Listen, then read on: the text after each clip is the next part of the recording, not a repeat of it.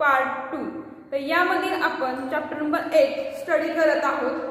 Useful and harmful microbes, उपयुक्त व उपद्रवी सूक्ष्मजीव बघत आहोत. तर पाठीमागच्या तासाला आपण रायझोबियम्स याविषयी माहिती बघितली होती. तर आज आपल्याला पेज नंबर 90 वरील ईस्ट म्हणजे किण्व याविषयी माहिती बघायची आहे. तर यामध्ये तुम्हाला ही लेट्स ट्राय दिस ही जी ऍक्टिव्हिटी दिलेली आहे तर ती यावर्षी सिलेबसमध्ये तुम्हाला नाही. ईस्ट म्हणजे कसा असतो काय वगैरे दिलेलं होतं. ड्राय ईस्ट जो आपल्याला बाजारामध्ये भेटतो तर तो पाणी टाकल्यानंतर साखर पाणी आणि कोमट पाणी मिसळल्यानंतर तो कसा होतो, त्याचे फुगे कसे फुटतात वगैरे ते तुम्हाला सांगितलेलं आहे. किंवा पाव वगैरे तयार करताना हे ईस्ट वापरतात याविषयी माहिती बघितलेली आहे. तर आपल्याला आता डायरेक्टली खाली इथं दिलेला आहे शेवटचा कॉलम जो आहे या ठिकाणी पॅराग्राफ. तर या ठिकाणी आपण येऊयात. तर ह्या पॅराग्राफमध्ये काय सांगितले बघा. East is a heterotrophic. East हा कसा आहे तर तो परपोषी आहे. ठीक आहे. हेट्रोट्रॉपिक म्हणजे परपोषी, दुसऱ्यावरती अवलंबून असणारा. हेट्रोट्रॉपिक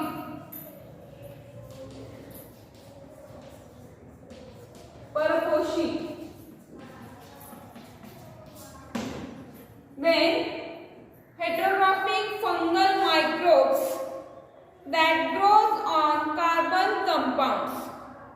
तर ईस्ट हा कार्बन कंपाऊंड म्हणजे जे कार्बनी पदार्थ आहेत तर त्या कार्बनी पदार्थावरती वाढणारा एक घटक आहे किंवा पदार्थ आहे म्हणूयात. East is a unicellular. Unicellular म्हणजे एक पेशीय फंगस, एक पेशीय कवक. ठीक आहे. युनिसेल्युलर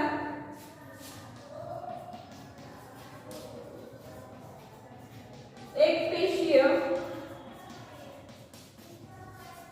आणि फंगस पहिल्यांदा माहिती आहे कवक.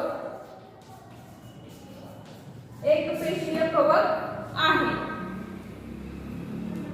With 1500 different species in existence. म्हणजे या कवकाच्या किंवा या ईस्टच्या जवळपास 1500 प्रजाती आहेत, अस्तित्वात आहे. एक्झिस्टन्स अस्तित्वात असणं. The yeast cell is eukaryotic types of cell. तर ही ईस्ट जे सेल आहेत तर त्या कशा आहेत युकॅरियोटिक म्हणजे दृश्य केंद्रकी सेल्स आहेत.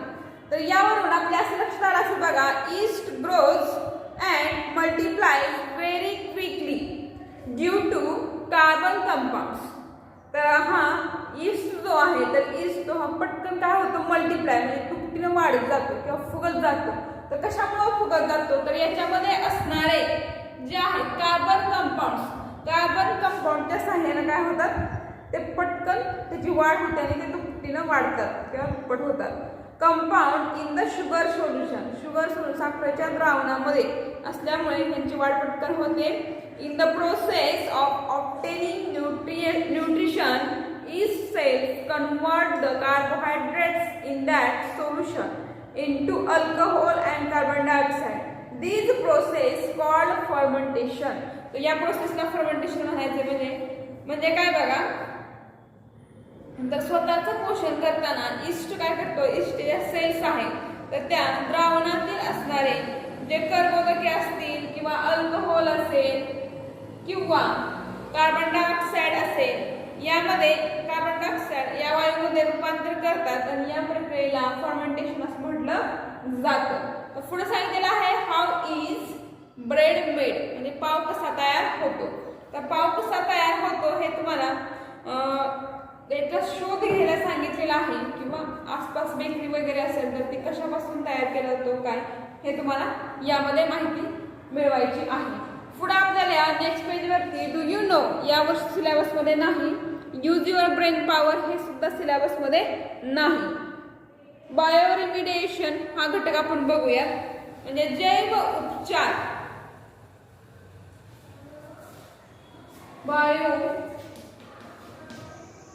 रिमिडिएशन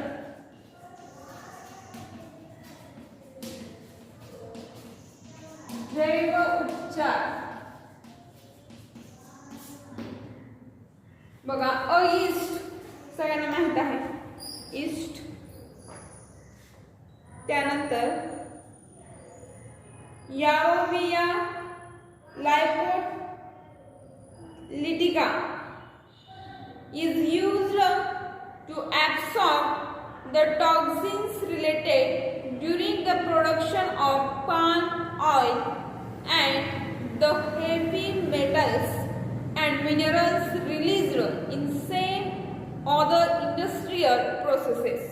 तर या ठिकाणी पाम ऑइल म्हणजे पाम तेल जे आपण म्हणतो किंवा तुम्ही बघितलं असेल बघा, तर पाम तेल जे आहे ते पाम तेल तयार करत असताना त्याच्यामधून टॉक्सिक पदार्थ म्हणजे विषारी पदार्थ जे आहे तर ते काही विषारी पदार्थ किंवा काही औद्योगिक प्रक्रियेमधून मुक्त झालेले काही वायू असतील किंवा जड धातू असतील, मेटल्स म्हणजे धातू असतील किंवा काही क्षार असतील, मिनरल्स म्हणजे क्षार असतील, तर यांना शोषून घेण्यासाठी म्हणजे पाम तेल तयार करताना निघणारे विषारी पदार्थ, धातू, काही क्षार असतील यांना शोषून घेण्यासाठी काय केलं जातं, यारोविया लाइपोलिटिका हे ईस्ट किंवा हे किण्व वापरलं जातं, जेणेकरून हे नको असणारे टाकाऊ पदार्थ किंवा विषारी घटक हे शोषून घेण्याचं काम केलं जातं.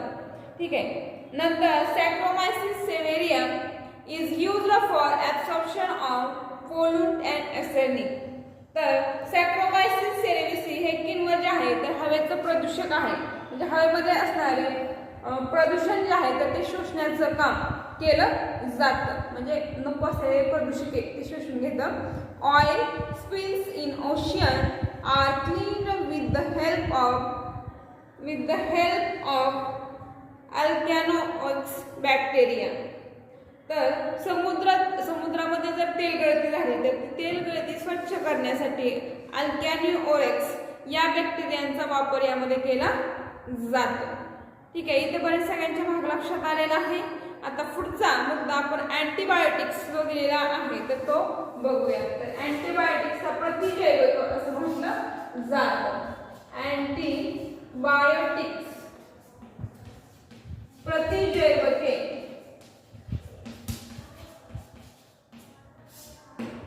तर प्रतिजैविकांमध्ये बघा carbon compounds obtained from some bacteria and fungi for destroying or preventing the growth of harmful microorganisms are called antibiotics. तर अँटीबायोटिक्स कशाला म्हणायचं आहे तर मायक्रो ऑर्गॅनिझम्स जे आहेत तर त्यांचा नाश करण्यासाठी किंवा त्याची जे वाढ त्याला प्रतिकार करण्यासाठी काही जीवाणू, काही विषाणू पासून मिळालेली जी कार्बन संयुगे आहेत, कार्बन कंपाऊंड्स म्हणजे कार्बन संयुगे आहेत, तर त्या संयुगांना प्रतिजैविक असं म्हटलं जातं. ठीक आहे. कार्बन कंपाऊंड्स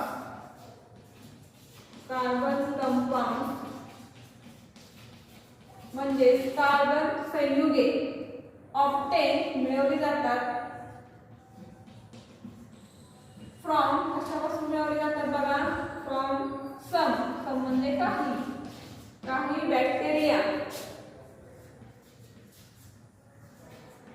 बॅक्टेरिया आणि फंगी, काही कवक, काही बुरशींपासून हे कार्बन कंपाऊंड्स मिळवले जातात आणि फॉर डिस्ट्रॉइंग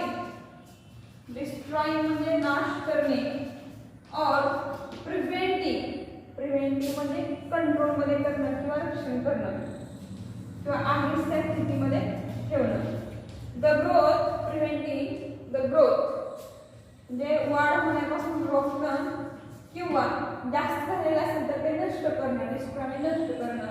ऑफ मग काय करायचं, जास्त वाढ झालेलं काय नष्ट करतोय तर ऑफ मायक्रो ऑर्गॅनिझम म्हणजे मायक्रो ऑर्गॅनिझमची जास्त जर वाढ झालेली असेल तर ती नष्ट करायची किंवा आहे या स्थितीला मेंटेन ठेवायची. तर या प्रोसेसला अँटीबायोटिक्स असं म्हटलं जातं किंवा प्रतिजैविक जे म्हणतो आपण तर त्याला म्हटलं जातं. ठीक आहे. सगळ्यांच्या डेफिनेशन लक्षात आली असेल. आता बघा पुढं,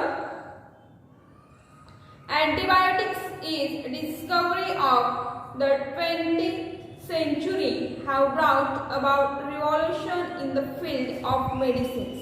तर 20व्या शतकामध्ये या अँटीबायोटिक्सचा प्रसार झाला किंवा उदयास आले आणि औषध उपचार जे आहेत मेडिकल ब्रँच आपण म्हणतो तर त्याच्यामध्ये खूप मोठी उत्क्रांती झाली. रेव्होल्यूशन म्हणजे उत्क्रांती झाली. Even a disease like tuberculosis म्हणजे आपण टीबी म्हणतो तो has been almost completely eradicated from some countries. तर टीबी जो आहे हा क्षयरोग त्याला म्हटलं जातं. तर या क्षयरोगाचं काही देशांमधून जवळपास त्याचं निर्मूलन झालं किंवा नष्ट झालं असं आपण म्हणूयात. Antibiotics mainly act against bacteria. Some antibiotics can destroy protozoa. तर काही अँटीबायोटिक्स जे आहेत तर ते मुख्यतः बॅक्टेरिया म्हणजे जीवाणूंविरुद्ध किंवा त्यांच्या अपोजिट कार्य करतात. तर काही प्रोटोझोआ म्हणजे आदिजीव जे आहेत तर ते नष्ट करतात. Some antibiotics are useful against a wide variety of bacteria. तर काही प्रतिजैवके जे आहेत तर ती अनेक प्रकारच्या बॅक्टेरियांना मारतात किंवा नष्ट करतात. They are called broad spectrum antibiotics. अशांना काय म्हटलं जातं बघा, म्हणजे अनेक जीवाणूंना जर ते मारत असतील तर त्यांना ब्रॉड स्पेक्ट्रम अँटीबायोटिक्स म्हटलं जातं. विस्तृत क्षेत्र प्रतिजैवके असं म्हटलं जातं. एक्झाम्पल्स काही दिलेले आहेत बघा. एम्पिसिलिन, अमॅक्झोसिलिन, टेट्रासायक्लिन ही काही उदाहरणं आहेत. When the pathogen cannot be identified even though the symptoms of diseases are visible, broad spectrum antibiotics are used. तर या ठिकाणी तुम्हाला काय सांगितलेलं आहे बघा. तर काही रोगांची लक्षणं दिसत असूनही रोगजंतूंचं अस्तित्व जे आहे तर ते आपल्याला सापडत नाही. सिम्पटम म्हणजे अस्तित्व म्हणूयात आपण, सापडत नाही तेव्हा हे ब्रॉड स्पेक्ट्रम अँटीबायोटिक्सचा वापर केला जातो. Whenever a pathogenic microorganisms is definitely known, the narrow spectrum antibiotics are used. For example, penicillin. नंतर या ठिकाणी पुढं जेंटामायसिन, एन्थ्रोमायसिन इत्यादी उदाहरणं दिलेली आहेत. म्हणजे जेव्हा एखादा रोगकारक सूक्ष्मजीव कोणता आहे हे आपल्याला निश्चित समजतं की हा ताप आल्यानंतरचा विषाणू आहे किंवा हा कोरोनाचा विषाणू आहे, हा स्वाईन फ्लूचा विषाणू आहे. ठीक आहे, जेव्हा आपल्याला समजतं तेव्हा नॅरो स्पेक्ट्रम अँटीबायोटिक्स म्हणजेच मर्यादित क्षेत्र प्रतिजैवके ही दिली जातात. मग याच्यामध्ये तुम्हाला कोणती दिली जातात? पेनिसिलियम दिलेला आहे, नंतर जेंटामायसिन आणि एन्थ्रोसायक्लिन दिलेलं आहे. इथेपर्यंत सगळ्यांच्या लक्षात आलंय. नंतर इन्स्टिट्यूट ऑफ वर्क. तर यावर्षी तुम्हाला हे अभ्यासामध्ये नाही वगळण्यात आलेला आहे. त्याचा सेल्फ स्टडी तुम्ही करायचा आहे. जेवढा भाग शिकवलेला आहे तर तेवढा सगळा भाग सगळ्यांनी काय करायचं, वाचन करायचं आहे. ठीक आहे, आणि सगळ्यांनी व्हिडिओ पहा. थँक्यू.